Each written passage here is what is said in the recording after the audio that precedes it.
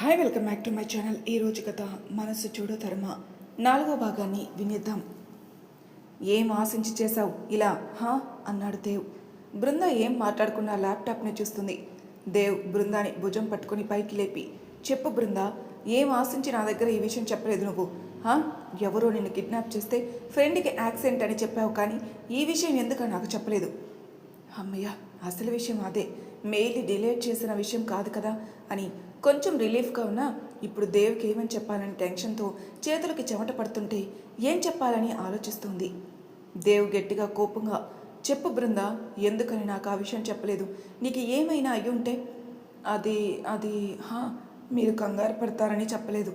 పైగా మీకు shoulder injury కూడా ఉంది, అలానే ఉంది కదా. ఈ టైంలో మిమ్మల్ని టెన్షన్ పెట్టడం ఎందుకని? అందుకని ఇలా నీకు ప్రాబ్లం వస్తే కూడా చెప్పకుండా ఉంటావా? అసలు ఎవరు వాళ్ళు? నిన్నెందుకు కిడ్నాప్ చేశారు? ఏదో మిస్అండర్స్టాండింగ్లో వేరెవరో అనుకుని నన్ను కిడ్నాప్ చేశారు, మధ్యలోనే దింపేశారు. అప్పుడే కౌశిక్కి యాక్సిడెంట్ అయినట్టు ఫోన్ వచ్చింది, ఇంకా అటు వెళ్ళాను.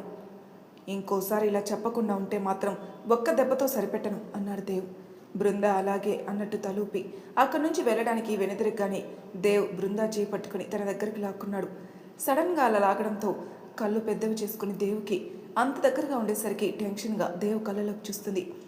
దేవ్ బృందా చీక్ మీద చెయ్యి వేసి నిమురుతూ, సారీ, గట్టిగా కొట్టాను కదా, కోపంలో ఏం చేస్తున్నానో అర్థం కాలేదు, అందుకే అలా కొట్టేశాను, సారీ.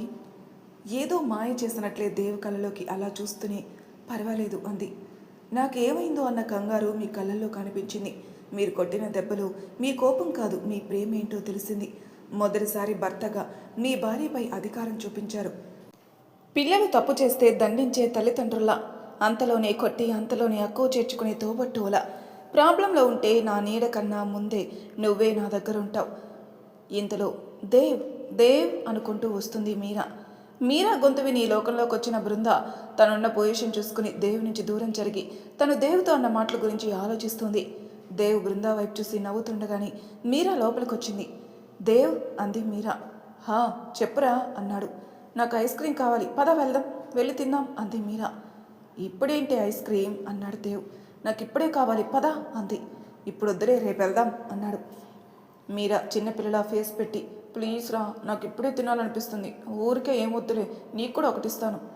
మీరా అలా అడుగుతుంటే బృందాకి నవ్వు వచ్చింది. చిన్నపిల్లలు వాళ్ళ డాడీ దగ్గర ఐస్ క్రీమ్ కోసం ఎలా మారం చేస్తారో అలానే చేస్తుంది. దేవ్ నవ్వి, సరే పద వెళ్దాం, లల్లి వాళ్ళని కూడా రమ్మను, నేను బృందా రెడీ అయి వస్తాం. బృందా కూడా అనేసరికి మీరా కోపంగా చూస్తూ వెళ్ళిపోయింది. దేవ్, బృంద వెళ్ళి రెడీ అవ్వు, మీను కూడా వచ్చినట్టుంది, ఏది కనిపించట్లేదు అని అడిగాడు. మామూలుగా అయితే దేవ్తో బయటికి వెళ్ళొద్దు బృందా రీజన్, దేవ్ వెళ్ళగానే ఏదైనా క్లూ దొరుకుతాయేమో అని, కానీ ఇప్పుడు ఐస్ క్రీమ్ అనేసరికి కంట్రోల్ అవ్వలేక ఓకే చెప్పేసింది. మీను లోపలుంది, ఇప్పుడే పిలుచుకుని వస్తానని వెనక్కి తిరగగానే అంతకుముందులానే బృందాని చేయి పట్టి దగ్గరకు లాక్కున్నాడు. బృందా కంగారుగా టెన్షన్తో చూస్తుంది. దేవ్ ఫేస్ని బృందా ఫేస్ వరకు తెచ్చాడు. బృందా కళ్ళు మూసుకుంది. దేవ్ మెల్లగా తన చెంపని బృందా చెంపతో ఆనించి చెవులో చిన్నగా, ఇందాక ఏదో చెప్తూ ఆపేశావు కదా, ఇప్పుడు కంటిన్యూ చెయ్యి. బృందా దేవుని దూరంగా తోసేసి, నేను మీనుని పిలుచుకొని వస్తాను అంది అని ఫాస్ట్గా లోపలికి వెళ్ళిపోయింది. దేవ్ నవ్వుకుంటూ ల్యాప్టాప్ని షట్ డౌన్ చేసేస్తున్నాడు. ఇదంతా బయట నుంచి చూస్తున్న మీరా కోపంగా చూసుకుంటూ వెళ్ళింది. బృందా ఫాస్ట్గా కిచెన్లోకి వెళ్ళి ఫ్రిడ్జ్లోని ఫుల్గా కూల్ వాటర్ బాటిల్ తీసుకుని సగం బాటిల్ లేపేసింది. తాగాక, ఏంటిది ఇంత కంగారుగా ఉంది, ఇలా చాటలు పడుతున్నాయి అని గుండె మీద చేయి వేసుకుని, దీనికి ఏమొచ్చింది ఇలా కొట్టుకుంటుంది? అయినా నేను ఇందాక దేవుతో అలా మాట్లాడానా ఏంటి? అసలు ఎందుకు అలా అన్నాను దేవుతో నేను అని కిందికి చూసేసరికి మీను పడిపోయి ఉంది. బృందా ఫాస్ట్గా మీను దగ్గరికి వెళ్ళి చేతిలో ఉన్న వాటర్ బాటిల్లో నుంచి నీళ్లు మీను ఫేస్ మీద చల్లింది. కొద్దిగా కళ్ళు తెరుస్తూ ఎదురుగా బృందాన్ని చూసి ఫాస్ట్గా పైకి లేచి, నువ్వు బాగానే ఉన్నావా అన్నాడు.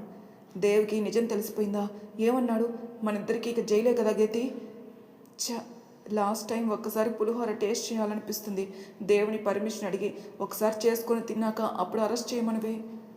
ఇలా పిచ్చి పట్టిన దానిలా వాగుతూనే ఉంది మీను. బృంద, మీను ఒకసారి చెప్పేది విను ప్లీజ్, ఒకసారి నన్ను చెప్పనివే. కానీ మీను ఆగకుండా వాగుతూనే ఉంది. బృందా ఇక విసిగిపోయి చేతిలోని బాటిల్లోని వాటర్ని మొత్తం మీను ఫేస్ మీద పోసేసింది. అన్ని వాటర్, అందులోనూ ఫుల్ కూల్గా ఉన్న వాటర్ మీద పడేసరికి మీను బిగుసుకుపోయింది. బృందా కదిలించేసరికి తేరుకొని ఏడవడం మొదలుపెట్టింది. హే, ఎందుకే ఏడుస్తున్నావే, ఆగు అంది బృంద. అయినా మీను ఆగకుండా అలా ఏడుస్తూనే ఉంది. గట్టిగా హే చిప్ అంది బృంద. దెబ్బకి నోరు మూసేసింది మీను. ఇప్పుడు ఏమైందని ఇలా ఏడుస్తున్నావు? దేవుకి నిజం తెలిసిపోయిందిగా. ఎవరు చెప్పారా నిజం తెలిసిందని? మరి నిన్ను కొట్టి ఎందుకు చేశావు అలా అన్నాడుగా, మెయిల్ డిలీట్ చేసినందుకేగా. బృందా నవ్వి, అస్సలు కాదు, మొన్న మాల్ బయట నన్ను కిడ్నాప్ చేశారుగా, ఎవడో అది వీడియో తీసి నెట్లో పెట్టాడు, అది చూసి నాకు ఎందుకు చెప్పలేదని సీరియస్ అయ్యాడు అంతే. అమ్మయ్య, అంతేనా? ఇంకా నిజం తెలిసిపోయిందేమో, చచ్చిపోయాను తెలుసా అంది మీను. సర్లే పద, కూల్గా ఐస్ క్రీమ్ తిందాం అని వెళ్ళి రెడీ అయి వచ్చేసరికి అందరూ బయట వీళ్ళ కోసం కారులో వెయిట్ చేస్తున్నారు. వీళ్ళు రాగానే అందరూ పార్లర్కి వెళ్ళారు. అందరూ కూర్చున్నాక ఎవరెవరికి ఏమేం ఫ్లేవర్లు కావాలో చెప్తున్నారు. లల్లీ కుమార్ స్ట్రాబెర్రీ కావాలన్నారు. రాజ్ మీను వెనిలా కావాలన్నారు. బృంద మీరా బటర్ స్కాచ్ ఇంకా చాక్లెట్ చెప్పారు. దేవ్ సరిపోయారు ఇద్దరు ఐస్ క్రీమ్ పిచ్చోళ్ళు అన్నాడు. ఆ మాట అనగానే ఇద్దరు అంటే బృంద మీరా మూతి తిప్పుకొని కూర్చున్నారు.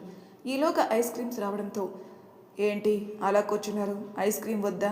సర్లే అన్నీ మేమే తింటాం అని టేబుల్ మీద ఉన్న వాటిని తీసుకుంటుంటే బృంద మీరా ఇద్దరు దేవ్ చేతిని తోసేసి వాళ్ళ దగ్గరకు లాక్కుని తినడం స్టార్ట్ చేశారు. దేవ్ కూడా ఒక ఐస్ క్రీమ్ తెచ్చుకుని వాళ్ళని నవ్వుతూ చూస్తూ తింటున్నాడు.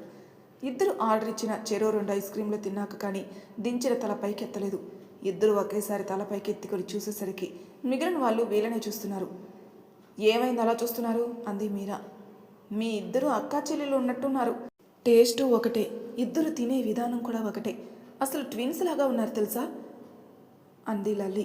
అప్పుడు చూసుకున్నారు బృంద మీరా ఒకరొకరు మూతికి ఐస్ క్రీమ్ పూసుకొని అచ్చు ఒకరి ఫేస్ మీద ఎలా ఉందో ఇంకొకరి ఫేస్ మీద కూడా అలానే అంటుకొని ఉంది క్రీమ్. ఇద్దరు ఫాస్ట్గా లేచి క్లీన్ చేసుకోవడానికి వెళ్ళారు. మిగిలిన వాళ్ళు నవ్వుతున్నారు వాళ్ళని చూసి. నిజంగానే ఇద్దరు ఒకేలా చేస్తున్నారు. ఒకవేళ ట్విన్సా ఏంటి వీళ్ళు? చిన్నప్పుడే వేరు చేశారా వీళ్ళని? మీరా ఎక్కడో తప్పిపోవడమో లేక ఎవరో ఎత్తుకెళ్ళి వేరే దగ్గర వదిలిపెట్టడమో అన్నాడు రాజ్. రే ఆపరా, ఒకే అలవాట్లున్న వాళ్ళు చాలామంది ఉంటారు, అంత మాత్రానికే ఇద్దరు ట్విన్స్ అయిపోతారా? అంత లేదు, వీళ్ళిద్దరూ ట్విన్స్ అస్సలు కాదు. నువ్వు మూవీస్ చూడడం కొంచెం తగ్గించు అన్నాడు దేవ్. ఈలోగా బృంద మీరా ఇద్దరు వచ్చేసరికి అందరూ వెళ్ళడానికి లేచారు. బృంద మీరా ఇద్దరు దేవుకి చెరువైపు చేరి దేవ్ చేతిని కోకడం మొదలుపెట్టారు. మిగిలిన వాళ్ళు అది చూసి నవ్వుకుంటున్నారు. ఏంటి, ఇద్దరికి ఇంకో ఐస్ క్రీమ్ కావాలి అంతేగా? ఇద్దరు అవును అన్నట్టు తల ఊపారు. దేవ్ ఇక పదండి అని వాళ్ళతో వెళ్ళి ఇద్దరికి చెరు ఐస్ క్రీమ్ తెచ్చి 2 ఫ్యామిలీ ప్యాక్స్ తీసుకొని వస్తాడు. రాజ్ బృందా కూడా ఈ అలవాటు ఉందా అన్నాడు. దానికి ఐస్ క్రీమ్ అంటే పిచ్చి. ఎంత అంటే రోజు మొత్తం అన్నం తినకుండా ఐస్ క్రీమ్స్ పెట్టినా వద్దు అనకుండా తింటుంది. దానికి నచ్చని వాళ్ళైనా సరే ఐస్ క్రీమ్ ఇస్తానంటే వాళ్ళ మీద ఉన్న కోపం ఆ మినిట్టే పోతుంది. కాలేజీలో దానికి ప్రపోజ్ చేసే అబ్బాయిలు ఐస్ క్రీమ్ తెచ్చిచ్చి ప్రపోజ్ చేస్తారు. ఇది ఐస్ క్రీమ్ ఫుల్గా తిని థ్యాంక్స్ బ్రదర్ అని వచ్చేస్తుంది అంది మీను. ఏంటి, ఐస్ క్రీమ్ అంటే అంత పిచ్చా అన్నాడు రాజ్. మహానుభావా, నువ్వు ఇప్పుడు బృందా ముందు ఆ మాట అనకు, అది ఐస్ క్రీమ్ పురాణం స్టార్ట్ చేస్తుంది, వినలేక చస్తున్నాను నేను చిన్నప్పటి నుంచి అంటుంది మీను. మీను చెప్పిన విధానానికి అందరూ నవ్వుతారు. ఈలోగా దేవ్ వాళ్ళు ఐస్ క్రీమ్స్ తీసుకొని రాగానే అందరూ ఇంటికి స్టార్ట్ అవుతారు. దారిలోనే రెస్టారెంట్లో తినేసి వెళ్తారు.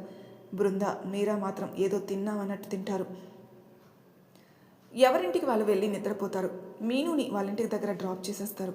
టైం రాత్రి 11:10 అవుతుంది. బృంద మెల్లగా కళ్ళు తెరిచి దేవ్ వైపు చూడగానే తను నిద్రపోతున్నారు.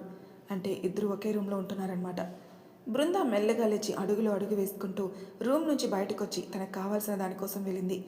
వెళ్ళి అక్కడ సైలెంట్గా తన పని చేసుకుంటుంటే సడన్గా తన భుజం మీద ఒక చెయ్యి పడింది. బృంద షాక్తో అలానే ఉంది. వెనక్కి తిరిగి ఆ చెయ్యి ఎవరిదో చూడగానే షాక్తో కళ్ళు పెద్దవి చేసి అలానే చూస్తుంది. ఎదురుగా తన వైపే కోపంగా చూస్తున్న మీరా కనిపించింది. బృంద ఒక వెర్రి నవ్వు నవ్వి, హిహిహి, నువ్వేంటి ఈ టైంలో వచ్చావు?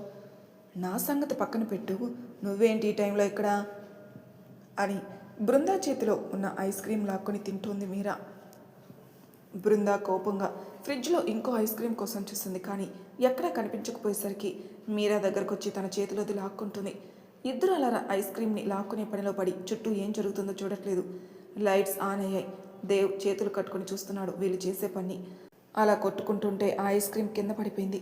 ఇద్దరు ఒకరినొకరు కోపంగా చూసుకుంటూ అప్పుడు చూశారు చుట్టూ లైట్స్ ఆన్ అవ్వడం. ఎదురుగా వాళ్ళ వైపే చేతులు కట్టుకున్న దేవుని చూసి ఇద్దరు వెర్రి నవ్వు నవ్వుతూ, దేవ్ అది మరి నేను మంచినీళ్ళ కోసం వచ్చాను అంది మీరా. "హా, అవును దేవ్, నేను ఫ్రిడ్జ్లో నుంచి కూల్ వాటర్ ఇద్దామని వచ్చాను అంది బృంద. మీ ఇంట్లో మంచినీళ్ళు లేవా మీరా అన్నాడు దేవ్. లేవు, అయిపోయాయి అంది మీరా. మనసులో అమ్మయ్య, దేవ్ నమ్మేశాడు. నువ్వు ఫ్రిడ్జ్లో వాటర్ ఇవ్వడానికి వచ్చావా అన్నాడు దేవ్. అవును దేవ్, తనకి కూల్ వాటర్ తాగే అలవాటుగా అంది బృంద. మనసులో నమ్మాడా? హా, నమ్మే ఉంటాడులే అనుకుంటుంది.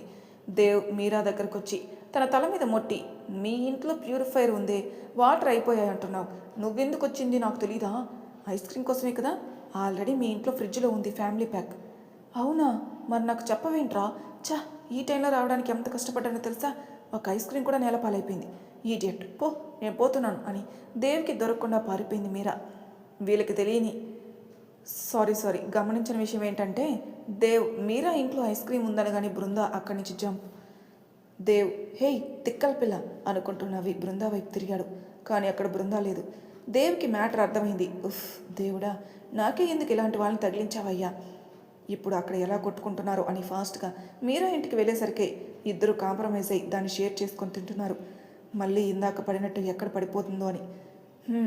ఇందాక మీరు రెస్టారెంట్లో చక్కగా తిన్నప్పుడే డౌట్ వచ్చింది దీనికోసమని. మారరు మీరు అని నవ్వుకుంటూ వాళ్ళని చూస్తున్నాడు. అలా వాళ్ళిద్దరిని చూస్తుంటే ముచ్చటగా అనిపించి పిక్స్ తీశాడు. ఫ్యామిలీ ప్యాక్ మొత్తం ఖాళీ చేశాక మళ్ళీ మామూలే మూతి తిప్పుకొని మీరా రూమ్లోకి బృందా వాళ్ళ ఇంటికి వెళ్ళిపోయారు. దేవ్ కూడా బృందా వెనక్కి వెళ్ళాడు. అలా రోజు గడిచిపోయింది. నెక్స్ట్ డే బృందా లేచి రెడీ అయ్యి కాఫీ చేయడానికి కిచెన్లోకి వెళ్ళి ఆలోచిస్తుంది. నేనేంటి నిన్న ఈవినింగ్ అన్నీ మర్చిపోయి ఆ దేవుతో అలా మాట్లాడాను, ఐస్ క్రీమ్ కోసం అలా ఎలా అడిగాను తనని, ఎందుకు ఈ మనిషికి దగ్గర అయిపోతున్నాను? లేదు, అలా జరగడానికి వీలేదు. ఇక వాళ్ళని వీళ్ళని కాదు, నేనే స్వయంగా వెళ్ళి తెలుసుకోవాలి. ఈరోజు స్టార్ట్ చేయాలి నా వర్క్ అనుకుని కౌశిక్కి కాల్ చేస్తుంది. హలో అన్నాడు కౌశిక్. రేయ్, పని ఎంతవరకు వచ్చింది అంది బృంద. ఓసే, నువ్వు నాకు చెప్పింది నిన్న నేనే, అప్పుడే ఎలానే? వెదవ, నిన్నంతా ఏం చేసావురా? నిన్ను నమ్మాను చూడు. సర్లే, ఈరోజు ఆ ప్లేస్కి వెళ్దాం, రెడీగా ఉండు. హేయ్, ఏంటే డైరెక్ట్గా ఎలా? ఇది చాలా రిస్క్ అన్నాడు కౌశిక్.